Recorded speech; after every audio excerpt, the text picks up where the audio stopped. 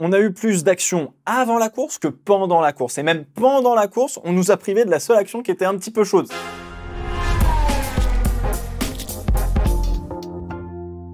Salut tout le monde, bienvenue dans le Fast 5, 5 réactions sur le Grand Prix de Monaco 2021. C'est parti.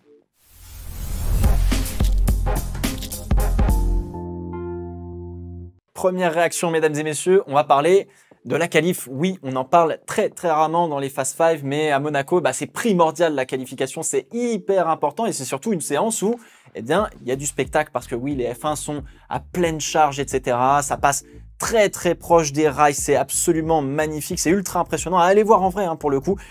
Du coup, forcément, élimination en Q1 pour Alonso et Tsunoda. Ça, c'est une chose. Mais on va parler aussi de Daniel Ricciardo qui s'est fait éliminer en Q2 et qui se prend pilule sur pilule par Lando Norris. Ça, pareil, on va en reparler. Mais celui dont on va parler, forcément, c'est de Charles Leclerc qui a pris la pole position, mesdames et messieurs.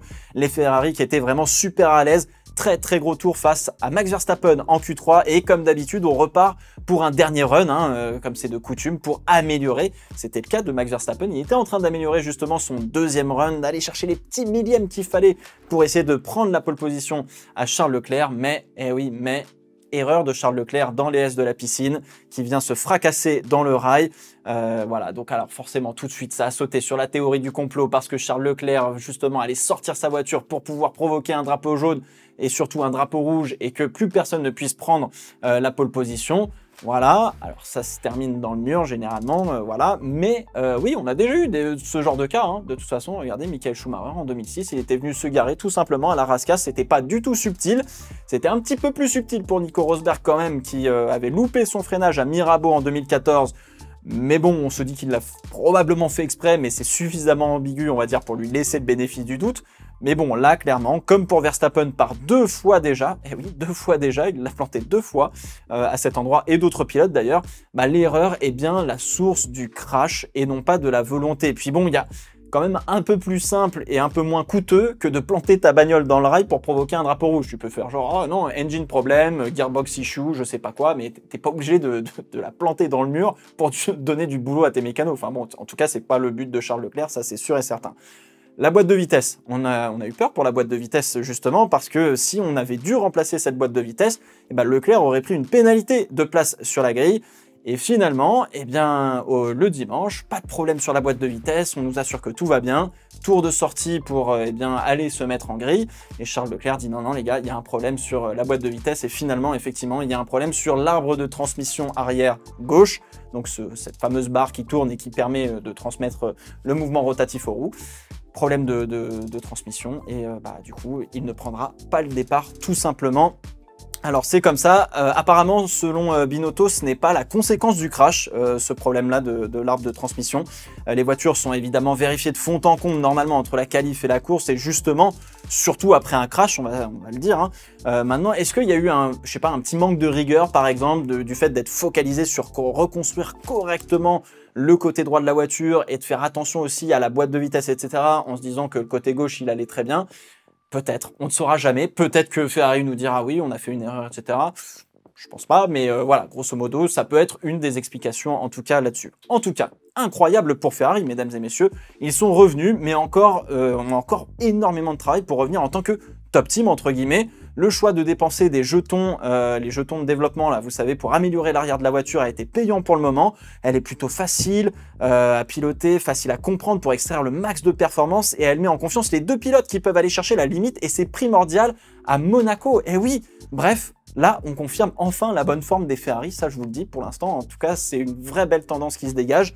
Hyper gros week-end de Carlos Sainz. Ah mais ça, c'était incroyable. Dans le coup, pendant tout le week-end, sur chaque séance, aucune erreur, pas loin en course, pour une très belle P2 largement méritée. Bref, le duo est complémentaire avec Charles Leclerc et Carlos Sainz, et on sent que ça pousse tout le monde dans la bonne direction, mais surtout dans la même direction. Et alors là, du coup, ça donne un vent frais. Oh là là, ça fait du bien. Ah, franchement, ça fait du bien, et moi, j'y croyais pas trop au début, pour être tout à fait honnête, mais là, je suis convaincu, c'est terminé. Bref, en tout cas, ça fait plaisir de voir Ferrari revenir aux affaires.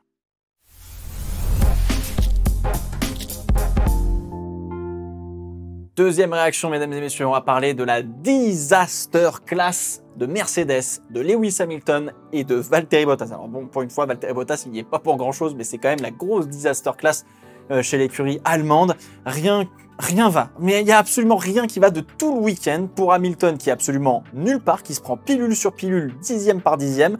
Bottas, bah, il est plutôt devant Hamilton. Enfin bref, c'est incompréhensible ce qui se passe. La Mercedes, elle est instable, elle rebondit énormément sur les vibreurs, ce qui la déstabilise beaucoup. Et donc, du coup, bah, on a du mal à remettre un petit peu la patate, etc.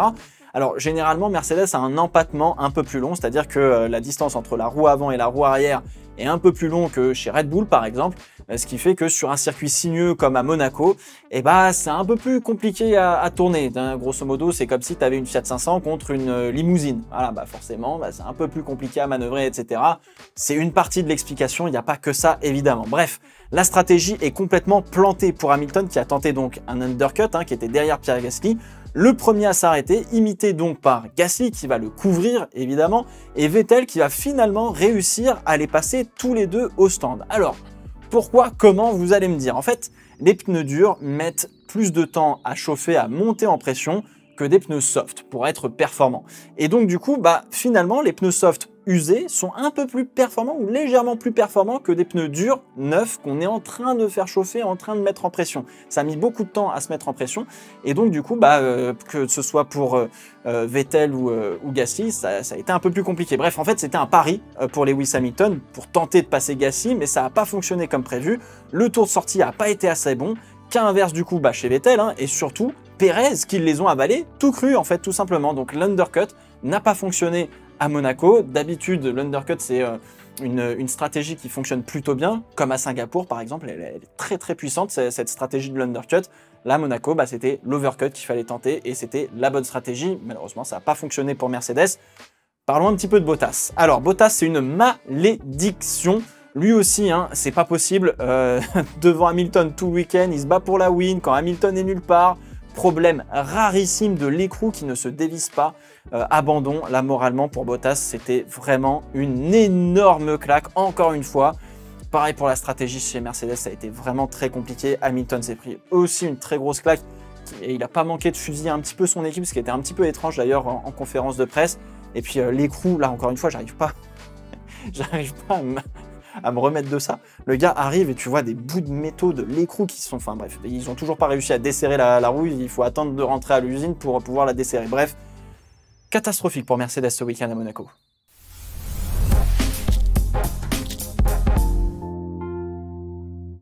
S'il y a eu des disaster class, il y a eu forcément des masterclass. Et oui, et cette fois-ci, eh bien c'est Red Bull, Verstappen et Perez. Les trois d'un coup. Ah oui, non mais clairement, grosse masterclass de la part du taureau rouge. Forcément, Verstappen a été parfait pendant tout le week-end, récompensé par une belle victoire, bien méritée, qui a été quand même bien aidé aussi par le non-départ de Charles Leclerc, évidemment. Mais bon, c'est toujours ça à prendre, évidemment, il mérite amplement sa victoire, ce cher Max Verstappen. Perez, il a toujours un petit peu de mal en qualif quand même, il a du mal à aller chercher la performance, mais il se rattrape toujours très bien en course. Alors est-ce que c'est le début de chez Red Bull, etc., la fraîcheur avant que ça se termine un petit peu mal? On va voir si ça continue. Mais en tout cas, il est en progrès, Sergio Pérez, et ça c'est très important. Très bon call d'ailleurs de la part de Red Bull et de Pérez d'aller plus loin que tout le monde sur la phase des arrêts au stand, on va dire, au lieu d'être celui qui va déclencher les arrêts au stand, comme ça a été le cas avec Hamilton au 29e tour, puisqu'il y avait un petit groupe qui suivait entre Gasly, Hamilton, Vettel et Pérez, et finalement, un par un, ils se sont arrêtés. Les pneus chez Red Bull, en fait, bah, ils se dégradent pas trop, donc en fait, ça fonctionnait plutôt bien. Donc voilà, ça allait pour Red Bull. Il y avait aussi un petit timing chance, entre guillemets, pour Sergio Pérez, puisque une fois que Vettel s'est arrêté, bah, il a pu continuer suffisamment longtemps parce qu'il n'y avait personne devant lui, il n'a pas croisé de retardataire. Du free air, comme dit son ingénieur, let's enjoy, bah, c'est ce qu'ils ont fait. Et du coup, bah, ils ont rentré tour sur tour, des gros retours avec un bon rythme. Et du coup, bah, forcément, ça a plutôt bien fonctionné. On attend des courses comme ça de la part de Sergio Pérez, mesdames et messieurs, qu'il faut que ce soit fort, il faut que ce soit solide. Mais il faut bosser la qualif maintenant. Voilà, ça c'est un autre sujet. Bon, masterclass, deuxième masterclass, quand même, d'Aston Martin. Et ça fait plaisir. Oui, Aston Martin, là aussi, encore une fois, Vettel dans le coup en qualif, ça c'est bien, ça c'est vraiment cool, ça commence enfin à marcher. Et en course, pareil, le Grand Prix, il y a du mieux pour Vettel, qui est comment dire, qui est vraiment bien avec sa voiture, qui récupère le driver of the day, très important ça. Alors très important, bon voilà, mais ça fait plaisir de le voir sourire, c'est ça qui est important, c'est ça qu'on veut voir. On le voyait à l'aise dans la voiture, on le voyait qui pouvait attaquer comme il le voulait, qui subissait pas la voiture, qui subissait pas le train arrière, bref. Est-ce que ça va continuer comme ça pour Sébastien Vettel? Faut espérer, voilà, faut espérer, mais en tout cas on est sur du progrès, et alors ça c'est vraiment super important, faut que ça aille de l'avant maintenant. On va parler un petit peu de son coéquipier, Lance Stroll, bien joué, là aussi, la stratégie de partir avec les pneus durs justement pour s'arrêter très tard et mettre les softs, il s'est décalé en fait par rapport à tout le monde, et boum, P8, des gros points au championnat avec Vettel, rien à dire, c'était vraiment très très bien de la part d'Aston Martin, ça a très bien joué pour le coup, sur un Grand Prix particulièrement compliqué où c'est très difficile de dépasser, voire quasiment impossible de dépasser justement. Bref, petit point classement si vous voulez bien sur les constructeurs, mesdames et messieurs, regardez ça. Red Bull prend la tête du championnat sur les constructeurs, ça c'est beau, devant Mercedes pour un seul petit point. Bataille féroce qu'on va adorer suivre entre McLaren et Ferrari, ça c'est vraiment très beau. Et puis derrière ça se bat pour les places d'honneur entre Aston Martin, AlphaTauri et Alpine pour un point qui les sépare chacune. Et puis il faut quand même noter le premier point de la part de Antonio Giovinazzi chez Alfa Romeo qui justement marque son premier point de la saison, et alors ça aussi ça fait vraiment très plaisir pour le pilote italien. Bref, rien n'est terminé là sur ce championnat des constructeurs.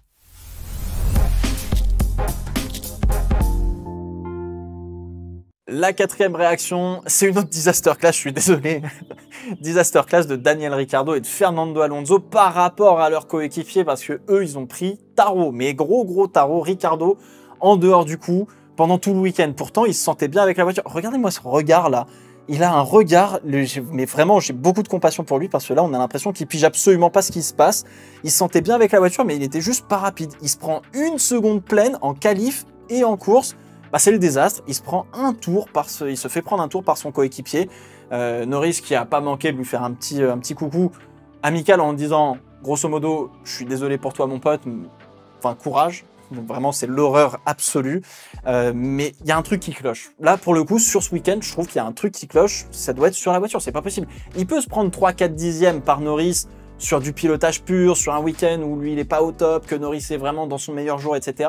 Il peut se prendre 3-4 dixièmes, ça c'est pas un souci, mais qu'il se prenne une seconde pleine, non les gars, il y a un truc qui cloche, ça peut pas être juste au pilotage, il peut pas se prendre juste au pilotage une seconde pleine. Donc voilà, va falloir résoudre ce problème-là, va falloir déjà l'identifier le problème chez McLaren pour Ricciardo. On verra ce que ça donne. Bref, en tout cas, apparemment, son rythme, surtout en fin de course, sur le deuxième relais, avec les durs, était vraiment pas mal selon son ingé. Mais bon, encore une fois, il y a un truc qui cloche, ça va venir. Faut pas se faire de soucis, faut essayer de rester un petit peu optimiste, on va dire, avec Ricciardo. La bataille avec Ferrari et avec McLaren, encore une fois, je vous le dis depuis quelques Fast Five, quand les deux chez Ferrari et les deux chez McLaren seront au top, on va avoir une bataille, les potes. Ça va être incroyable. Bon. Disaster class de Fernando Alonso, mesdames et messieurs. Ah bah oui, là ça commence à être un petit peu violent.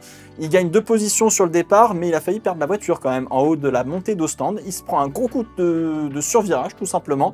Là on est quoi, à 250, 260 facilement, il y a une voiture à droite. Wow, on a connu mieux quand même comme situation. Encore derrière pendant la majeure partie du week-end, d'ailleurs pour les Alpines en règle générale, même Ocon a fini dernier de la FP3 si je dis pas de bêtises. Alonso, il se prend défaite sur défaite. Par Ocon, il se prend défaite sur défaite. C'est vraiment compliqué, que ce soit en qualif, que ce soit en course. Les Alpines étaient nulle part quand même sur le week-end. Ocon arrive à sauver les meubles en prenant une P9. Bon, encore Bakou et le Castellet. Et ça y est, on aura fait le tour on va dire, à peu près de tous les grands prix avec des types de circuits différents, du sinueux, du lent, du rapide, du moyen, etc. Là, on aura vraiment une idée entière de ce qui se passe, on va dire, en termes de performance chez les voitures, et puis surtout on va arriver sur la fin du développement des voitures de 2021 parce qu'il faut commencer vraiment à se concentrer sur 2022. Donc ça y est, on va arriver enfin pour savoir qui en est où et comment va se profiler la suite de la saison.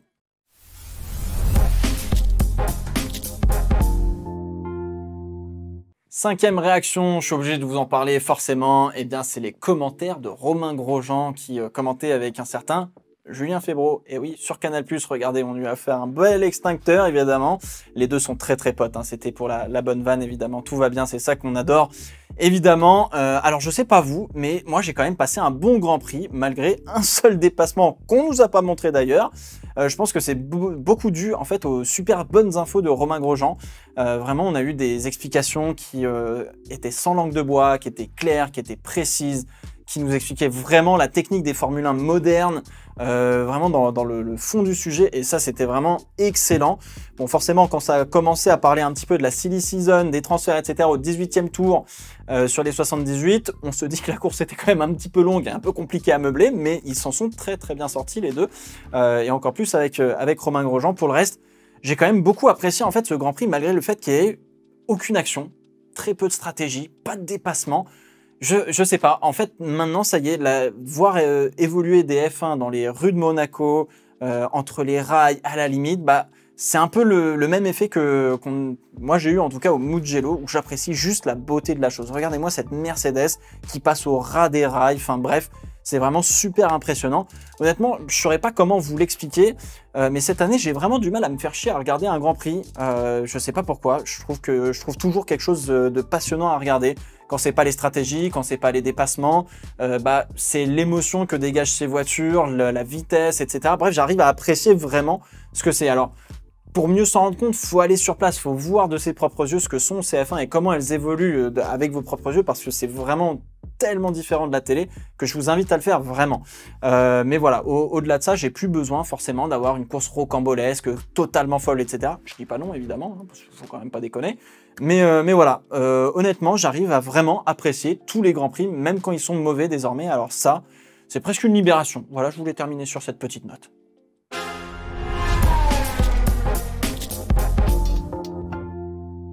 Allez, les bonus, mesdames et messieurs, forcément, j'allais vous en parler. Oui, j'allais vous en parler, un petit peu comme les nominations aux Oscars sont nominées pour les félicitations du peuple français et de tout le monde, même du sport en règle générale. On va parler forcément de Théo Pourchaire. Oui, Théo Pourchaire, qui a fait la pole et la victoire en course longue en Formule 2. C'était une grande première pour lui de rouler dans les rues de Monaco. C'est aussi un petit peu sa maison quelque part, puisqu'il est né dans la région, hein, à Grasse, donc à 30 minutes à peu près du circuit. Le crack absolu, hein, sur le tour de la pole et la manière dont il a mené la course, c'était vraiment absolument magnifique. Pas de Formule 3 internationale, mais de la Formule 3 régionale Europe by Alpine. Isaac Adjar, ce garçon rookie, remporte la course 1 après avoir fait la pole. P2 en course 2, du gros calibre ce jeune français. Juste derrière, on retrouve Adrien David, que vous connaissez forcément, P3 de la course 2, qui a marqué de gros points après un week-end compliqué à Barcelone.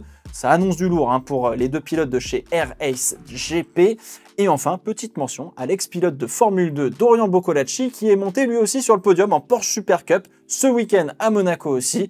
Je vous en reparlerai d'ailleurs de cette catégorie dans pas longtemps, de toute façon. Voilà, c'était les petits bonus qui font vraiment plaisir et qui donnent du baume au cœur. Petite mention spéciale d'ailleurs au gros crack dans la tribune avec l'énorme drapeau français pour Théo Pourchaire en Formule 2, c'était magnifique. C'est ainsi que s'achève ce Fast 5, j'espère qu'il vous a plu. N'hésitez pas à me donner vos réactions dans les commentaires. On se retrouve dans 2 semaines pour le Fast 5 du Grand Prix d'Azerbaïdjan à Bakou. Ciao, ciao.